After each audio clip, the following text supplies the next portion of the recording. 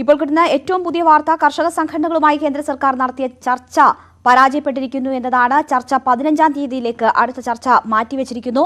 KP Abhilash വിവരങ്ങളുമായി ചേരുന്നു.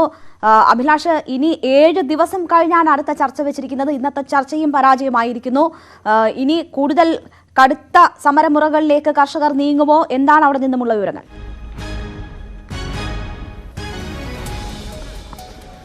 ഏതാണ്ട് 3 മണിക്കൂർ മാത്രം നീണ്ട ചർച്ച ഇപ്പോൾ അവസാനിച്ചിരിക്കുകയാണ്. കർഷകർ അധിക സമയവും നിശബ്ദമായി തന്നെയായിരുന്നു ചർച്ചയിലിരുന്നത്. അതായത് പ്രതികരിക്കാൻ തന്നെ കർഷകർ തയ്യാറായില്ല. 2:45 കൂടിയായിരുന്നു ഇന്നത്തെ യോഗം ആരംഭിച്ചത്. യോഗത്തിൽ തുടക്കത്തിൽ തന്നെ കൃഷിമന്ത്രി ചർച്ച ആരംഭിച്ചപ്പോൾ തന്നെ കർഷകർ ഈ നിയമം പിൻവലിക്കുന്നുണ്ടോ എന്ന കാര്യത്തിൽ വ്യക്തത വരുത്തണമെന്നായിരുന്നു ആവശ്യപ്പെട്ടത്.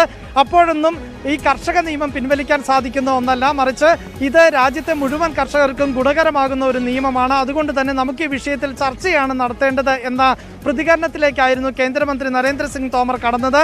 ആ ഘട്ടം മുതൽ കർഷകർ നിശബ്ദമായിരിക്കുന്ന സാഹചര്യം ഉണ്ടാകുന്നു. ഏതാനും ചില പ്ലക്കാർഡുകൾ, അതായത് ചർച്ചയിൽ പങ്കെടുക്കാൻ അവിടെ എത്തിയ കർഷകർ അവരുടെ കയ്യിലിരുന്ന പേപ്പറിൽ മുദ്രാവാക്യങ്ങൾ ചിലത് എഴുതി വെച്ചിരിക്കുന്നു. ഒന്നുകിൽ വിജയിക്കുക അല്ലെങ്കിൽ മരിക്കുക എന്ന തരത്തിലുള്ള ചില മുദ്രാവാക്യങ്ങൾ മാത്രം എഴുതി വെച്ചുകൊണ്ട് ഈ സമരത്തിൽ ഈ ചർച്ചയിൽ നിശബ്ദമായി മാത്രമായിരുന്നു കർഷക പ്രതിനിധികൾ പങ്കെടുത്തത്.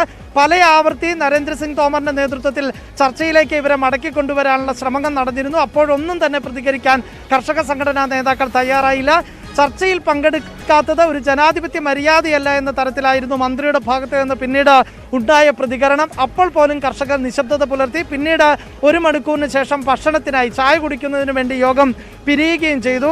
ആ ഘട്ടത്തിലായിരുന്നു കൃഷിമന്ത്രി നരേന്ദ്രസിംഗ് തോമറും പീയൂഷ് ഗോയലും മറ്റൊരു മുറിയിൽ പ്രത്യേകമായി ചർച്ച നടത്തിയത്. ചർച്ചയിലടക്കം മറ്റു മന്ത്രിമാർ കേന്ദ്ര സർക്കാരുമായുള്ള ആശയവിനിമയം തന്നെയാണ് നടത്തിയത് എന്നാണ് നമുക്ക് ലഭിക്കുന്ന വിവരം. പിന്നീട് കൃഷി സെക്രട്ടറിയുടെ നേതൃത്വത്തിൽ കർഷകരെ അനുനയിപ്പിക്കുന്നതിനുള്ള ഒരു ശ്രമം നടന്നിരുന്നു.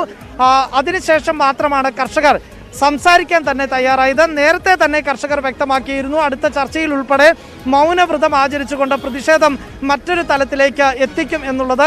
അത് തന്നെയാണ് ഇന്ന് പ്രതിഫലിച്ചത്. ഇന്ന് കർഷകർ ചർച്ചയ്ക്ക് തയ്യാറാകാത്ത ഒരു സാഹചര്യമാണ് ഉണ്ടായത്. പിന്നീട് കൃഷി സെക്രട്ടറിയുടെ നേതൃത്വത്തിൽ നടന്ന ഇടപെടലിനെ തുടർന്നാണ് കർഷകർ ചർച്ചയ്ക്ക് തയ്യാറായത്. ചർച്ച ആരംഭിച്ചപ്പോൾ വീണ്ടും കേന്ദ്ര സർക്കാർ നിലപാട് ആവർത്തിച്ച സമീപനമാണ് ഉണ്ടായത്. അതായത് നിയമം പിൻവലിക്കാൻ സാധിക്കില്ല, മറിച്ച് നിയമത്തിൽ ചർച്ചകളാകാം എന്ന നിലപാട് ആവർത്തിച്ചു.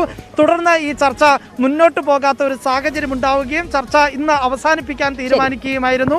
ഇനി ജനുവരി 15-നാണ് ചർച്ച നടക്കുന്നത്. ഏറ്റവും വലിയൊരു പ്രതിഷേധം സംഘടിപ്പിക്കുമെന്ന് കർഷകർ മുന്നറിയിപ്പ് നൽകിയിട്ടുള്ളത് 18-ാം തീയതിയും 26-ാം തീയതിയുമാണ്. 18-ാം തീയതി വനിതകളെ ഉൾപ്പെടുത്തിക്കൊണ്ടുള്ള വലിയ പ്രതിഷേധം സംഘടിപ്പിക്കും എന്നാണ് കർഷക സംഘടനകൾ അറിയിച്ചിട്ടുള്ളത്. അതോടൊപ്പം തന്നെ റിപ്പബ്ലിക് ദിനത്തിലാണ് രാജ്യത്തെ മുഴുവൻ സംസ്ഥാനങ്ങളുടെയും തലസ്ഥാനത്തും അതോടൊപ്പം തന്നെ ഡൽഹിയിലും ട്രാക്ടർ പരേഡ് നടത്തും. അതായത് റിപ്പബ്ലിക് ദിന പരേഡിന് സമാന്തരമായി